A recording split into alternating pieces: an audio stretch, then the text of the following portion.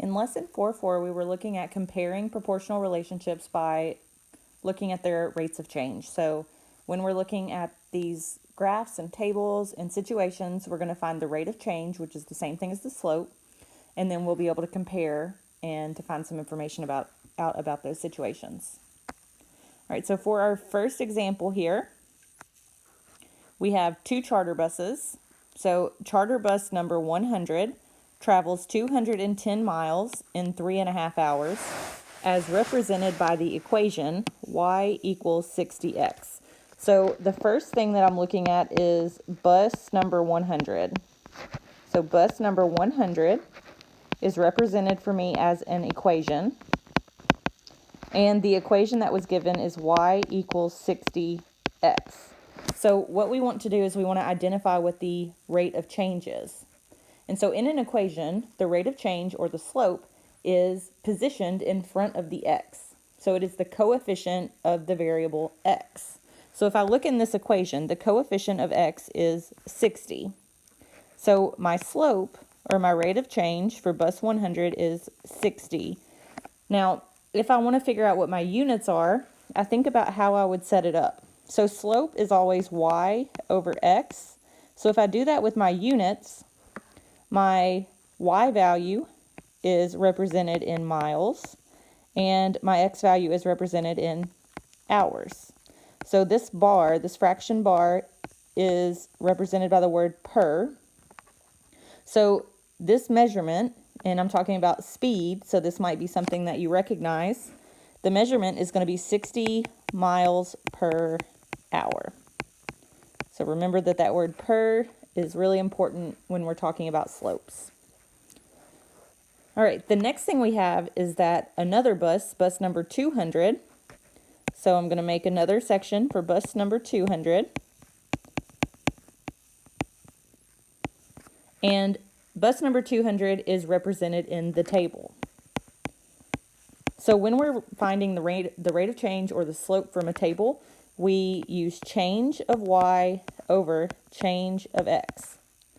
So in this table, I'm going to look at how the x and the y are changing as it moves from one point to the next.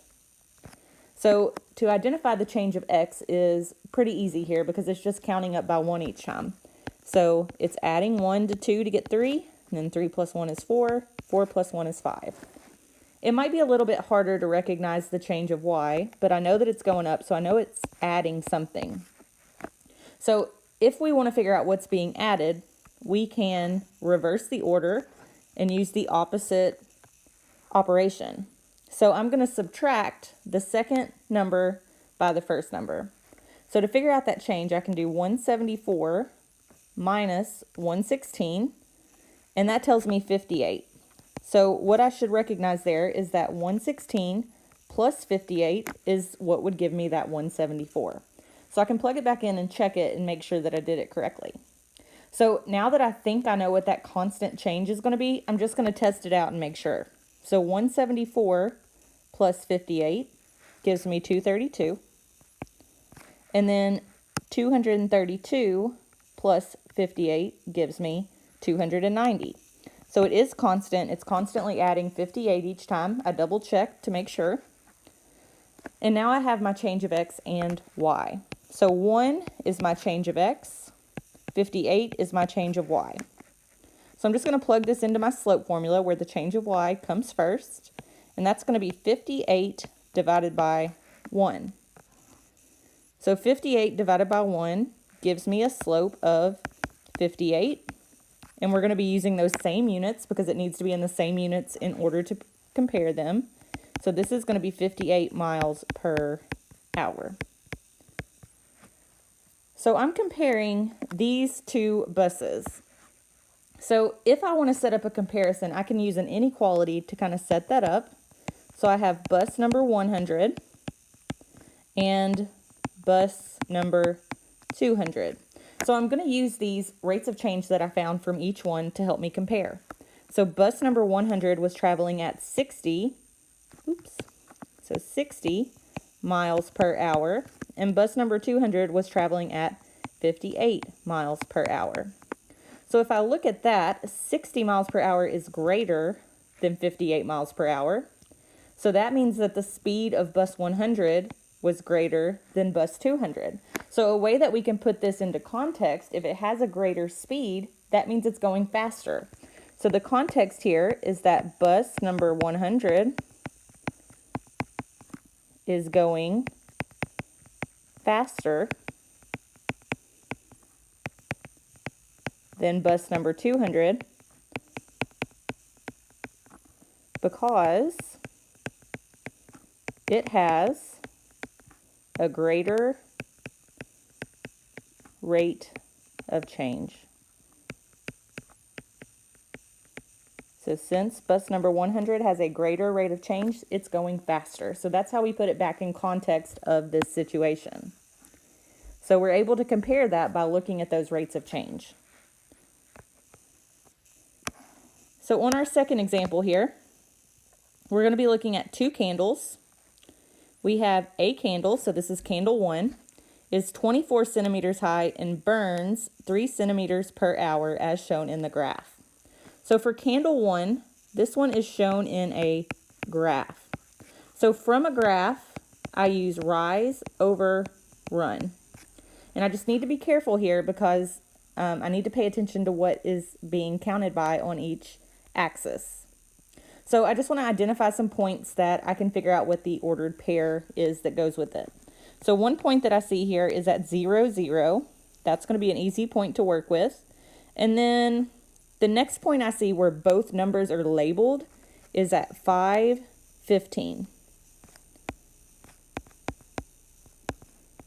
So here are my two ordered pairs, 0, 5, or 0, 0 and 5, 15. So to find the slope from a graph, I do rise over run. So my personal preference is to start with the point that's on the left. So I'm going to start here at the point at 0, 0. From that point, I'm going to travel only using the grid lines to find my rise and my run. So my rise means I'm going to go up or down some amount. So I'm going to go up to the same level as that second point, which gets me to the number 15. So when I rise, I go from 0 all the way up to 15.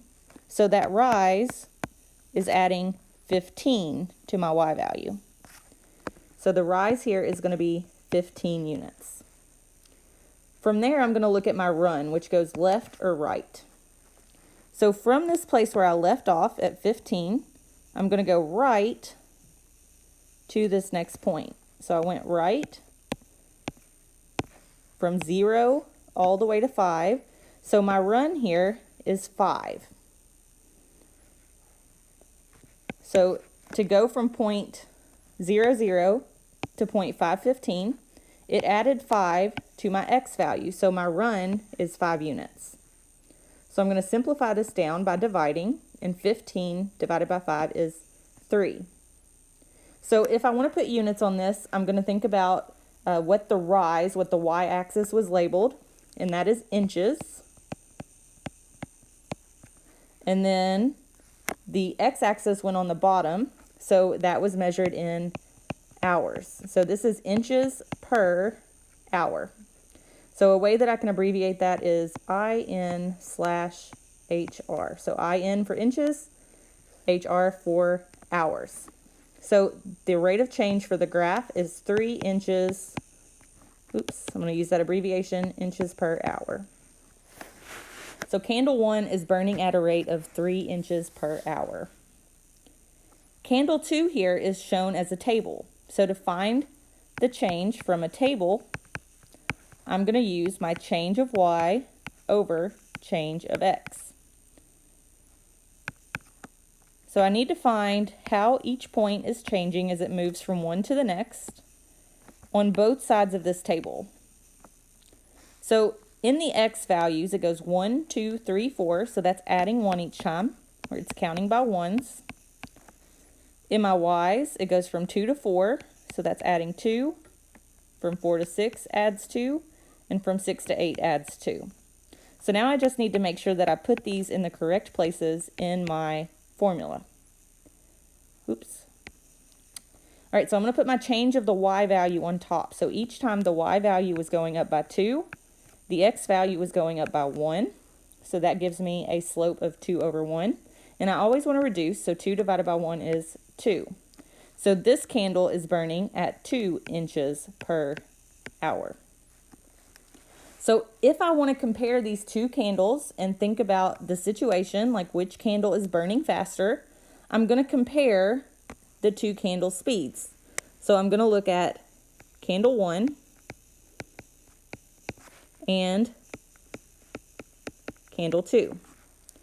So candle 1 had a rate of change of 3 inches per hour, and candle 2 had a rate of change of 2 inches per hour. So the rate of change for candle 1 was greater than the rate of change for candle 2. So what that means in context is that candle 1